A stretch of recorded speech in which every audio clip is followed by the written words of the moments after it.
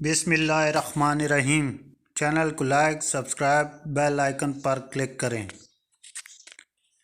حضرت ایوب انصاری رضی اللہ تعالی عنہ مسلمانوں کے لشکر کے ساتھ جہاد کے لیے نکلے۔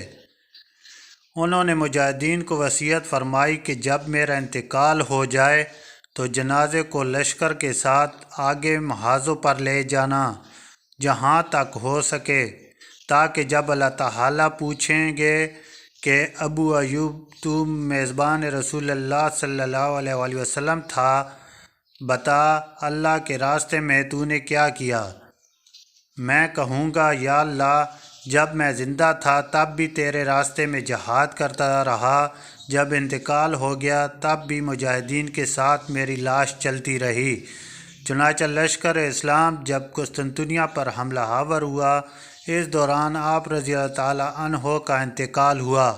آپ رضی اللہ تعالیٰ عنہ کی وصیت کے مطابق جنازہ لشکر کے ساتھ لے جایا گیا۔ قسطنطنیہ کے ساحل پر آپ کی تدفین کی گئی۔ صبح مقامی آبادی کے لوگ مجاہدین کے پاس آئے، پوچھا یہ قبر کس کی ہے؟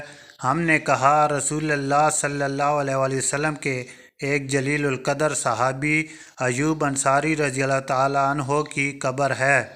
لوگوں نے کہا کہ ہم نے رات بھر دیکھا کہ قبر سے ایک نور نکلتا ہے جو آسمان تک جاتا ہے، پھر واپس آتا ہے۔ رات بھر یہی کیفیت رہی۔ یہ دیکھ کر ہمارے دلوں میں اسلام کی حقانیت اتر گئی، لہٰذا اب آپ لوگوں کو گواہ رہنا۔ اس کے بعد پوری بستی مسلمان ہو گئی۔